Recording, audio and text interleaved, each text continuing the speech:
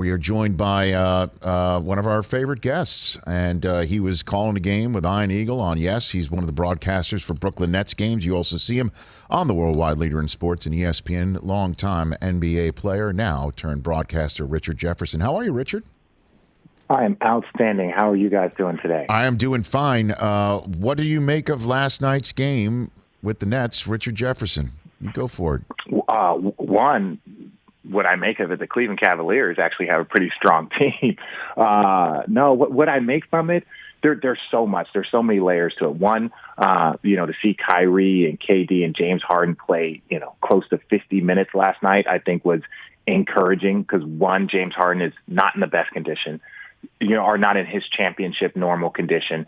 Kyrie was missing 2 weeks, and, KD's coming back from an Achilles. So, to see these guys be able to play the way they did, it was encouraging. I think, they are going to be a talented team, but I think the deficiencies in their team, whether it's the size, whether it's, individual team defense, they have a lot of firepower, but they also have some spots that they need to shore up. But when they do, literally, to me, it's them and the Lakers. I'm sorry, but those are the only two teams that I really feel have all of the things necessary to be, a powerhouse. All right, let's use that opening salvo from you as the launching off point, because you said a lot right there. Let's start. You talked about Harden getting into shape. Did he lose 30 pounds in 20 hours just by being acquired by the Nets, Richard? I don't know. You know what's so weird is all of the pictures of him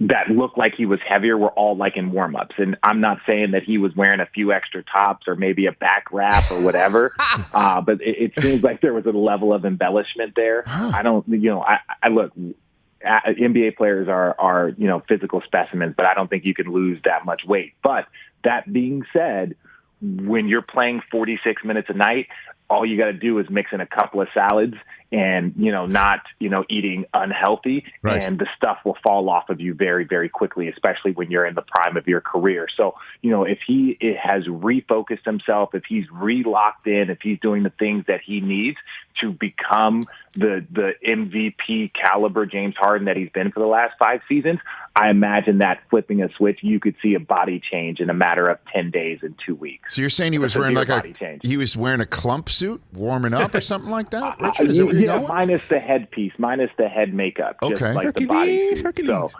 yeah. I'm just wondering I think that's what he was rocking. Yeah, I'm just, because again, he definitely seems much happier and better, and certainly. But Rich, we can't trust the internet. You can't trust the internet. You see a couple of pictures and you're just like, ooh, is that real? Is that embellished?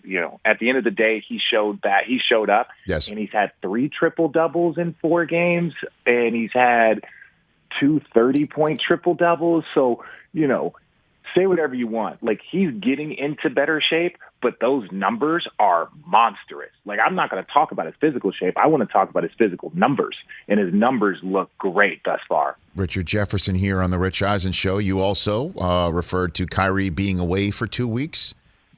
What can you tell me? What do you know? What can you share about why he was away, for him being away at all, Richard?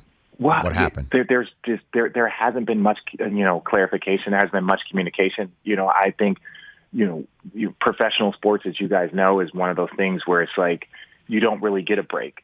It's like you have your off season, and when you're in season, you're expected to be on 24 hours a day, 7 days a week, right? I used to joke and tell people that I don't know what day of the week it is, because our days of the week go travel day, practice day, game day, off day. That's all we had. There is no Monday, Tuesday, Wednesday. And so I think, whatever it was, if there was things going on in his personal life that he needed to address, if there was things that were going on, maybe with a family member that he needed to address and he needed some time away just for, whether it's mental or emotional clarity, that's fine. But I will say this, he didn't play for 2 weeks, and that man went out and he scored, 38 last night, and played 46 minutes. So as much as we want to criticize him for needing that time away and a lack of communication, I think that was the big part, a lack of communication. He was in very good shape. He was still working out. He didn't just I'm going to go to the Bahamas and eat and drink and take my time off and I need time. No, he was working out. He was doing the things that were necessary for him to show back up to his team and be effective. So as far as I'm concerned, this was a personal matter. He needed to time off. He needed to do a better job of communicating very, very early to his team, not to the media, not to the fans, to his team. That's the part that added a lot of skepticism to what was going on. And then there was obviously other issues, but that was the part that I think he recognized that he needed to do a better job. But to his credit, he was in shape and he didn't just take time off. Well, and here's the thing, because again, I don't know him. I've never really met him, Richard. So I'm not one of those types to sit in a chair like this in front of a microphone like this and a platform like this and just fire away because I didn't like his body language in a Zoom, But the question I do have, and maybe you can help me here, is he does seem like a very conscientious thinker of a player who has a platform that he thought he should give up because the social injustice going on in this country, in his mind, was more important for him to pay attention to and throw all of his energies in rather than go to a bubble, which obviously he wasn't going to go to anyway. But my point is this, is if there is something that was going on, even if it was a private matter, to use his platform to tell people, hey, this is the stuff that athletes go through, and we know this is what I go through something similar, you too, and maybe use this platform to communicate that to even fans who definitely want to know, does this guy, care for me to invest myself into watching a game like last night? That's the issue, Richard. And I agree. And it's weird because it's I've expressed this to people. Kyrie, and I know this is going to sound probably not, nobody owes anything to anybody. I know that sounds very selfish. And I know the fans, the fans support you and the fans watch you and the fans do this and the fans do that. That is true. But if Kyrie were to retire tomorrow, he doesn't owe an explanation. Kyrie could disappear. Kevin Durant could disappear. We've seen it from guys like Barry Sanders, Calvin Johnson, guys in the prime of their career were Andrew I'm Luck. done. Yeah, I'm not. I just want to move on. Mm-hmm. And so, for Kyrie, the people that matter most and why I think there was a fair amount of criticism on him, it was because the lack of communication with his team. Now, when he came back, he addressed the team. He addressed the people that mattered within the organization, because I stand this. He needs to, you say he needs to address this with the fans. And it's look, the Nets could trade him tomorrow. And does he have to address the fans then? Do the team have to address the Nets fans that loved Kyrie? No, they say, thank you, Kyrie, for your service. Move on. Right. And this is for a player that's well behaved and perfect. They can still just say, move on. So the only thing that really and truly matters is that the people in the locker room understand that Kyrie is there, that he's locked in, that he's focused on the final goal. And for this team, it should be winning a championship. I agree that you do owe, there's a mentality that you owe fans, but ultimately the only people that truly matter when you're on this journey are the people within the locker room. Don't be disrespectful. Now, if you don't like him, don't watch the games. If you don't like him, don't buy his shoes. If you don't like him, don't buy his jersey. That's one thing. You have the right as a consumer to not do that. But to say that I need personal time off and I owe it to fans to address that, I feel like that's a misconception. Richard Jefferson, ESPN NBA analyst and Yes Network Brooklyn Nets analyst and longtime veteran of the NBA here on the Rich Eisen Show. You also said, see, I'm not lying. But from your opening statement, I'm gonna pull on the strings here. You also said that there are some weaknesses that when they shore up, look out. How do they shore it up? What needs to be shored up, and how do they do it? Since it seems that they're out of draft capital to cough up in any sort of deadline deal, or this is the unit that they're going to have. Walk me through that, Richard. Well, and again, I don't think it's championship or bust. I think this team has the talent. They're them and the Lakers probably have the most talent and the most whatever when you look at how do you win and how do you compete. I really and truly look at the Nets and their lack of size. DeAndre Jordan played well, and he's playing better. But losing Jared Allen was big, so now you have DeAndre Jordan. He's your one true big. and now they've bumped people up. But now when you're talking about team defense, they need to be between 10 and 15. They're probably not going to be a top 10 defense because they don't have the depth. But if they hover around 13, they're first in field goal percentage, which is amazing because they have perimeter shooters, right? KD, Kyrie, James Harden are perimeter shooters, but they're highly efficient perimeter shooters. And then they're third in points per game. But they're like 16th in turnovers. You can't turn the ball over if you're not going to be a great defensive team. If you're the 18th ranked defensive team and you're 22nd in turnovers, it doesn't matter how great your offense is. You're giving the other team easy buckets and easy extra opportunities. So they got to lower their turnovers. They need to be, again, as long as they stay within the middle, as long as they're 10, 11, 12th in the league in turnovers, 10, 11, 12, 13th in defense, now their offensive efficiency goes through the roof. And so those are the areas. And I think, they do need to find some depth. They do need to figure it out. And I know that there's different trades and there's other guys whose names are probably going to be mentioned. There's going to be buyouts for players late. And if you're a guy, let's say hypothetically like a PJ Tucker, I'm not saying that this happened, but a name like that gets bought out or traded and waived, who like the Nets are going to be the number one team for those veterans that are bought out at the end because Lakers are loaded, Clippers are loaded. Do you want to go to Milwaukee? Miami's got a ton of young teams. There's Philly, I think, is good. Boston's loaded. Brooklyn is the one team that you could look at. It's like there is an opportunity to play and win a championship. If I get waived by whatever team, I can go sign with them for the veteran minimum for this year and go contribute to what they're doing. That's when things start to get scary. Hit me with the Eastern Conference team that could derail this championship run. Give me one for you that you're watching here. They played against Milwaukee, and I just still don't think Milwaukee has enough. Right, you look at the late game when they beat Milwaukee. It's like Chris Middleton was the individual that was taking the last two shots for their team, and Giannis had a very good game. But ultimately, I think there's Boston, there's Philly, the Milwaukee. It's the same normal characters, but I really think that the Nets are really one or two pieces. A little bit more defense, cleaning up their turnover situation. From really, if they're healthy, they have too much firepower for almost every single team.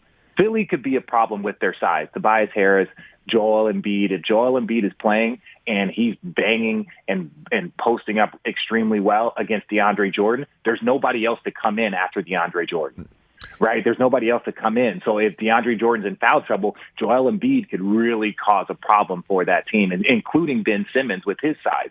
It's just a matter of whether or not they can score enough points to keep up with the Nets. But the size of Philly could be a problem. But it's really the Nets to lose, and they still have areas that they can improve, in my opinion. How's Nash handling all this, in your estimation, Richard? Poor Stevie. I know. What a first rodeo here. You want to coach? We're going to give you the most loaded team of all time, and there's going to be a lot of stuff going on. I think Steve, I think, what I think really helps? I think having D'Antoni there helps because D'Antoni had a relationship with, James Harden, sure. Right? James Harden won an MVP with him.